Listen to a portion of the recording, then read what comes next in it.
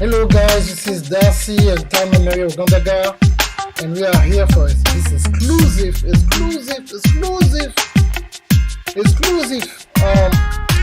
video today, and we're gonna share a lot of very cool information with y'all. Okay, so we just want to make sure that you understand that we have a broadcast or a webinar, a live webinar, very powerful. Sunday, September 7th. You can register with a link somewhere in this video, regardless of where you're watching us. But today I want to interview my number one student in the world, on top of more than 1,000 people in 69 countries, my daughter, Carmen Mario Gondaga, and we're going to talk about books and something else too, like the process of how she thinks about, when she's writing and stuff like that. In 2024, remember, like we look at that camera over there. Oh, okay. In 2024, so we want to make sure that people understand that the importance of content and the importance to owning the content. So first of all, introduce yourself. People might don't know who you are, even. So who are you? Who I am? Yes. I am Tama Maria Gondaga, world-renowned best-selling author since I was 7 years old. Wow, I like that. Let's stop. I like that. Let's stop to make some noise about what you're saying. This is some powerful stuff. What you say right there? Yeah. That's some powerful stuff. You said, like, what? You are what? A best-selling author since you were 7 years old. 7 years old? Oh my God. This is serious. Ooh, The Alchemist. Well, we're gonna put that. So people are not ready for that. We're not ready for that. Oh. So can you repeat, please? So who are you? Who I am? Yes. I am Tama Maria Gondaga, best-selling author since I was 7 years old. Yes. Yeah. Okay, so now, can you tell people, we don't know who you are, how in the world you start writing when you were 7 years old, and who got the genius idea to think that you can be an author? Can you tell us about that? Of course. Okay. So, before I say anything, I hope all of you are having a good day, and I hope that you are staying with the Lord. In this 2024, don't you guys worry, it's going to be super cool as long as you stick with God and do your passion. But how I became an author? Well, it all started with a teddy bear that I had. Like, I found my talent when I was 4 years old. I wrote a little note explaining why they should get my stuff back when they took it away when I was on punishment. And that's pretty much when it started. Okay. Like, when I would think about stuff and problems around the world, I would be like, how do I express myself? And then it goes from my mind to paper. Like, it just flows out. Like it's just like a connection from the pen, from my mind to the pen. Like, when I just write, it just flows out. Okay, that's very important because most people adult, when they write, most of the time they write on a computer. So your mom have to write on your notepad, and from notepad to the computer. So you think it's easier for you, and maybe for somebody else, that when you have an idea to take a piece of paper and write? Do you think there is a certain connection between a pen and a paper? And if yes, why? Well, I believe that yes, because with the pen and paper, you can write a whole book.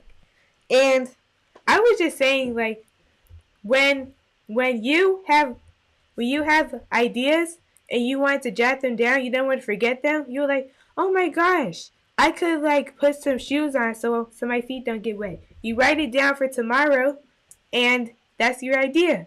But when it comes to world problems, like ideas like bullying and racism, I would just think about it in my head, and I would just write it down. So I think that there is a connection between pen and paper because the pen has ink. That's all it has. But when you write, you have an establishment on the paper, That's good. Yeah. And so now, there's a lot of, you're 14 years old, that's your first year in high school. You have one first semester in high school. Do you think that it will help some students, can be high school or middle schooler, to express themselves, whatever they have in their mind on a piece of paper, and why? Why do you think like it will help them as a young person now, the way the world is and your interaction? You guys don't really talk to. It's not like when we grew up. I was 14 like 30 years ago. I'm even when I say, wow. And the interaction was different. So now we're in 2024. How it is, the interaction between young people and stuff like that, and how important do you think it is for somebody between the age of 10 and 14 to write what they're thinking about? Okay. The reason why it's important to write down what you're thinking is because you don't want to tell nobody what you're thinking because you think it might not be right. But the only one who's not going to judge you is your pen and your paper. So you need to write that down and get that out. Even if people judge you, it doesn't matter because there's always going to be people who are judging you. Just like if you kill one spider, there will always be a million other spiders that you can't kill because they're everywhere. So you should always just like write it down how you feel because holding it in your brain doesn't do nothing for you except make you mad. You'd be like, oh, I think this every day. But yes, that's why you should write it down every day because it's good to express yourself because that's how you get like better in your craft. Okay, so that's great. So, to encourage, and later on, of course, during the year, the next conference we're gonna have, Tom are gonna, conduct a workshop for young creative. So just be ready, and we're gonna do more. It's gonna be more in that podcast with me, and so sometime I'm gonna be by myself. Sometime it's going to be with Danida, my spouse, and I'm gonna have a virtual, invitation because I have clients from everywhere. So most people are not going to be able to fly in Atlanta, but we have technology where we can invite them in and they can partake to the conversation about reformation leadership. Reformation Leadership Podcast is a podcast where it's about reformation. It means that we have to change the way we see things, the way we do things. Is leadership. Leadership is everything. It's family, business, self-development, God, and your spiritual relationship and stuff like that. But everything need to uh, change in a way in the tools that we use to communicate with each other. So it's so important for us to have that. And this is why, I will go and give more strategy about podcasts and books and webinar and social media and AI tools, because it's so important for us to going into 2024 that not only we are aware of these new tools, but we have to learn how to use it. But the most important of that, most important is like we have to understand the purpose beyond this kind of stuff. The purpose. You've been traveling with me in some countries and with your mom. You remember when we went to Belgium and people walk up to you and no, you remember like the first time we got out of the cab, somebody screamed, "Welcome to Belgium, Coach Darcy!" Remember? Yeah. As soon as we get out of the cab, it's like, woo! So you saw with your own eyes the global impact that what we're doing here from the studio, from this house. You see when we went to Gabon and people buying your book, and when we went to Paris a couple of times and people buying your books. So the importance. Can you tell, for people who never really been overseas, that the importance that what we are doing here on the internet, how it translated all around the world, and never think that just do something here. Like how many times I show you a picture of a kid you don't know in some countries holding your book? Like what? So can you explain the importance? Because like they need to come to the webinar, but they need to understand the purpose and the importance to have your content in multiple languages around the world, because you do. Okay, so thank you, Dad, first of all. Yeah. So basically the reason why I always have to like translate when I'm saying and stuff is because purpose doesn't have a language because everyone can do it. But like the language I'm speaking, not everyone knows it. So I have to like translate it into like lots of languages. And I would think sometimes I would be like on Google Translate, like trying to learn new French words. Oh, hi, Miss Olivia. How are you? Yes, you have some comments with Olivia, with Carisha, McDaniels, and some other people on LinkedIn and on YouTube as well. And hello for people in replay. We just started like that. That's really the first, but it's really the second episode of my podcast. I really want to start talking about different things like that because I want people to understand that. And you say something so crucial. I want you to go back and you say like, what pushed you to say purpose doesn't have a language? Can you go deeper, s'il te plaît? I mean, as soon as French, s'il te plaît, please. Okay, so what I was saying about like purpose doesn't have a language is because when people want to do stuff that they love and they share it with everyone, they would be like, "Oh, you're trying to make cupcakes? Don't you already do that because you're French?" Like, yeah, like people are always judging you because of where you're from, and that's why I say that purpose doesn't have a language. It's inside you. Like purpose doesn't have a language, so we should stop hating on each other just because we're doing something that is Different. yeah. Okay, that is something is different. And so glad that she's saying that, especially for adults.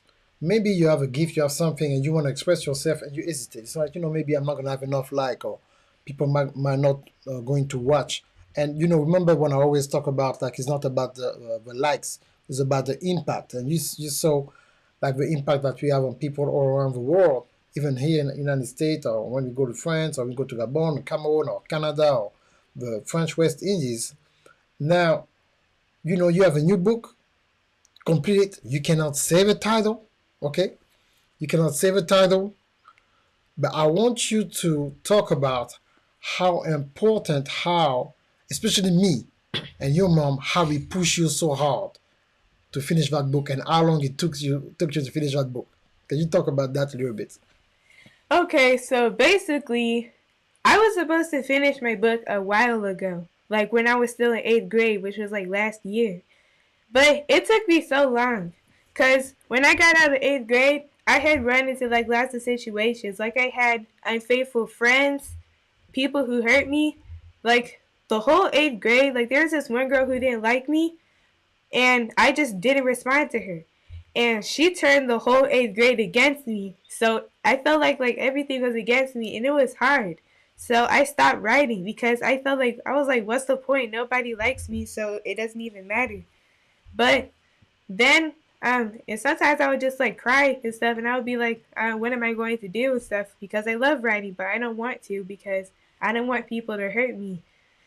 Cause I just had like a lot of friends that I lost. Like even now, I don't have that much friends. I don't have as much friends. Some people might be popular, but I don't. I'm not popular. Like I only have like 3 friends in my school right now. But it took me a while to finish my book because it was like a healing process from when I was transitioning to middle school and to high school, like learning like my self worth and self improvement. And I like my mom came to me and she said, "Tally, you have to write this book." I had the chance to write the book many times. Like if I wanted to, the book would be out by like I don't know, like 2020, 2023 at least, like 23, like last September, right?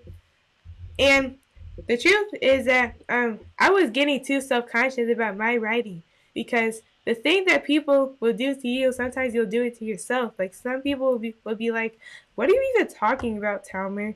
Your stuff makes zero sense."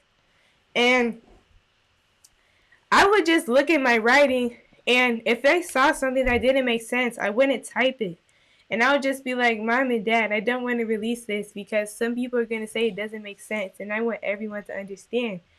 And I held back for a while because I felt like my writing wasn't perfect enough for you guys.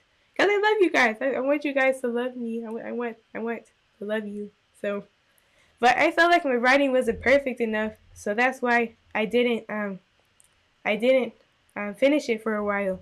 But just like I think it's sometime December, like just then I pushed through because I realized I have to get that book out because I really want to buy some stuff. So I pushed through. I finished my book, which you guys will see soon, because I realized that nothing is perfect. Nothing is perfect here, like literally nothing. The only thing that's perfect is God and Jesus, and Good. not me. It's so powerful. I want you to hear from the child because, like, sometimes when I talk, some people think that. I mean, even my daughter might feel like, I know that you look at me like I'm some alien. I mean, it's stuff like I do videos or how long I spend in the office. So it seems like when I talk to people sometimes, they look at me like I'm an alien, or it's so easy for Coach Darcy what he's talking about. So I want them to hear from you to the way we push, the way I push myself, the way my spouse push herself. That's the same way we push our daughter, because it's not about. It would be so easy. She asked me a lot of stuff. It'd be so easy for me just to give it to her. I said, no, I'm not going to give it to you. I want you to learn the power of discipline, the power of pushing through. And I believe that sometimes we want to help our kids, but I believe we handicap our kids. And I want her to know it's possible. And I always told her, because I'm the one who drop her at school in the morning most of the time, I always telling her, that's our time when I coach her, I tell her, I said, look, life is it's not about who's smarter. Life is about the one person who got the idea and the power to be consistent enough to see that idea come true. I believe that I already told you that most people are smart. But the separation between everybody and the high achievers is the people who stick to the plan regardless of what's going on, regardless of the challenges. You see, your dad is, sometimes you saw me, how many times you saw me like, in the office and you come in the morning and you said, oh, Dad, you were in the office all night? You can't even count how many times I did that. But that's how I was able to produce things. But now, guess what? You have it. How many times you saw your mom going to her office at 3 o'clock in the morning or 4 o'clock in the morning? You cannot count. 1,000,000,000 times. Exactly. So now we want to translate that work ethic to you. And the reason why I'm doing that reformation podcast, I want people to understand it's not just about strategy, it's not just about that, it's about learning how to push through. When God puts something in you guys, push through it.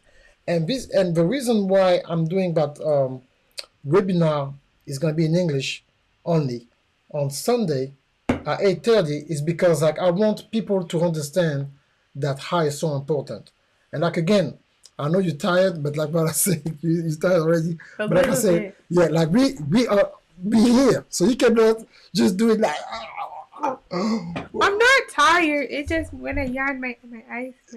Yeah, but like when you I see that you're about to fall. So, nah. So you could probably we are TV. We are TV. So it's so important.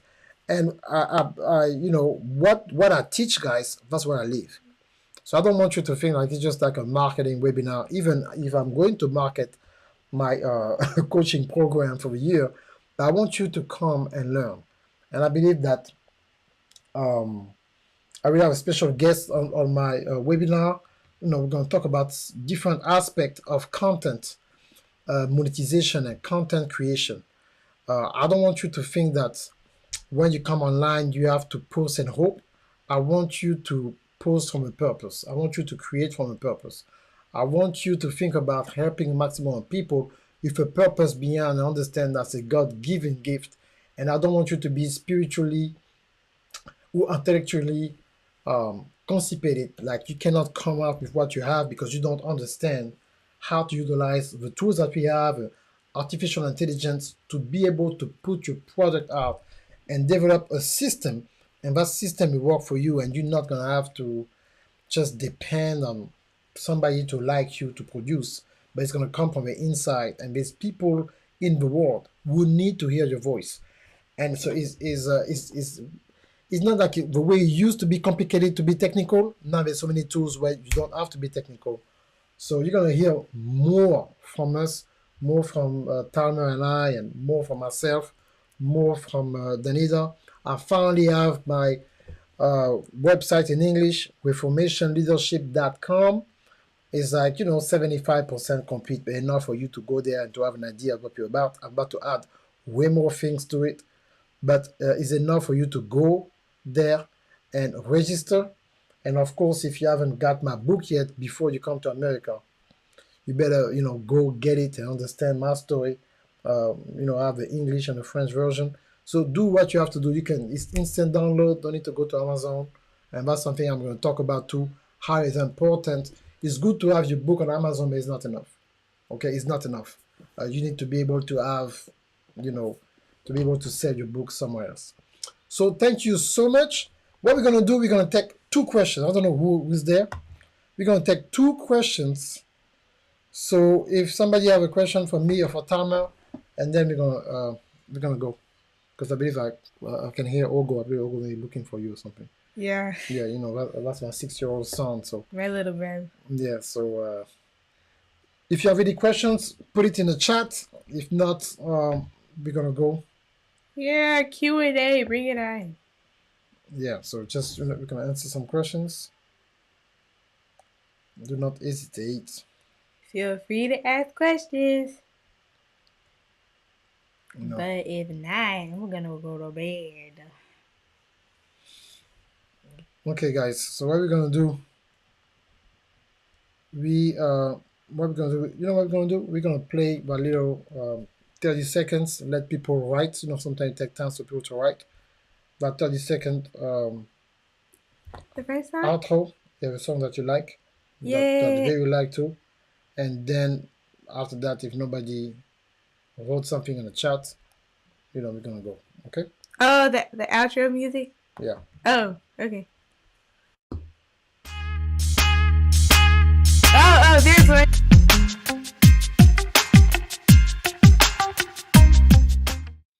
Okay, how to create more impact on social media.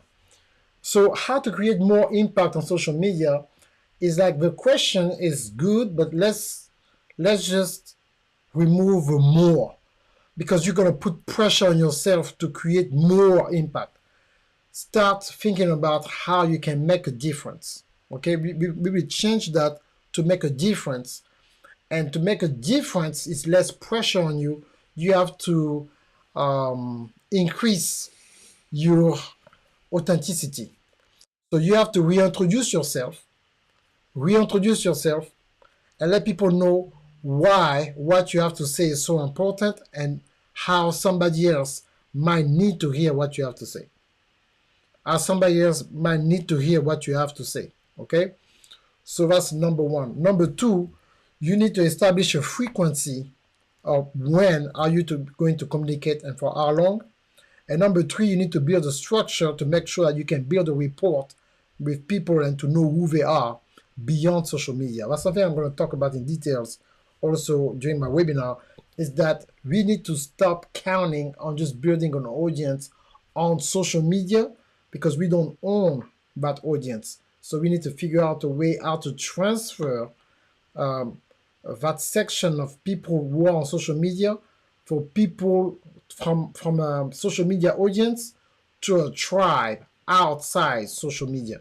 So when I talk about outside social media, I'll talk about a structure, a way for people to be able to get into it. Auntie Christina! Yeah, Auntie Christina. So hi! We love you. So that's very important, okay? So like Christina was saying, you reintroduce yourself. And then I want you to have a frequency every Monday, every Wednesday, or every Friday. Now, with the way social media consumption is, if you try to build something, I will, produce something 3 times a week, or create a podcast of 30 minutes or something like that, and then make sure that you segment that podcast into reels that maybe every 48 hours. But even when you have a reels, you want to make sure that you have what I call a digital headquarters. So after somebody watch your video or reels, 1 minute, 30 seconds, a post, where can they go to get more of that? And that cannot be coming back on social media. You have to give them a snippet. It should be a place where people can go and just consume your content on demand. 3, 4, 5, 6, 7, 8, 9, 10, 12 pieces of content. How do you think you can make a difference on social media from your point of view of a 14-year-old? I really want to know from your point of view. Don't think about what daddy is thinking about, but like as a young person, how you will think an adult can use a social media. What platform do you feel like that person can use to make a difference? Go ahead. Just what you think. I want to know what you think. Like what platform? Mm-hmm. Like what platform? Yeah, what platform and what they need to use to have impact as a 14-year-old. I'm 45, you're 14, so I want you to know, as you, that's me, the corporate mind and stuff like that, but you, as a 14-year-old, how you gonna, you can tell an adult how to have an impact on social media. That's your world more than us. Love you too, Auntie Christina. So basically, what I think, to like create more of an impact on social media, stop following trends. Because everyone does them. Like, even if you don't mean to, you do them because that's just like a default mind. Oh, if I do this, then people will pay attention to my videos. Because, like, if you don't do trends, you're the trend. Because, like, people will pay more attention to you because you're doing stuff that's not, like, the same as everyone else. Like, you see people dumping water around their head, you'll be like, oh, if I dump water on my head and put the link on the video, then that's not following the trend. That's doing what I'm doing. No, you need to do something that no one has done, and that's how people pay attention to you. Nobody's gonna care if you keep doing the same trend as everyone. You're just a part of that huge army of clones. You need to stop following trends and do your own thing. Wow, the huge army of clones. I never heard that before. An army of clones. Wow. So, wow, it's powerful. Now, what platform a person needs to use? Writing content, pictures, or videos, and where? Okay, so I prefer like the two most go-to platforms. I would say like maybe like Instagram, because everyone's on Instagram. Maybe even TikTok, because people vibe with TikTok all the time. I would say like the best one is like TikTok because you could play around a little bit, have fun, create your own trend. But when you get like all serious and professional, like you need to go on YouTube. That's just me. Wow. I mean, you know, I'm so happy. I'm so speechless. So you've been listening to my stuff. Okay. So, I mean, I'm impressed. Like, okay. Yeah, you're super ready. You're super ready. She's super ready. She's super ready. Yeah, we're going to do more of that. Yeah, give me 5. Yeah. We're doing this on live. Hold on. Oh, it's so fast. It's so fast. You know, usually she always beats me because we're so close. We're going to do that, you know, after camera. But guys, I'm so happy. Can I do my video? What you want to do? You want to do a video? You let him in? No, he said that you want to do a video. No, you cannot come on live. Or go to come on live. He said you want to do a video. You want to do a video? Hi. You want to do a video? Hi, yo, girl. Say hi. Hi. You want to do your video too, go? Yes. Okay. You see, everybody want to do video now. So it's time for us to go. We have fun. Click on the link below and we see you Sunday, January 7 at 8. You guys are beautiful. We love you. We love you so much. Bye. Bye. Inside. Good night.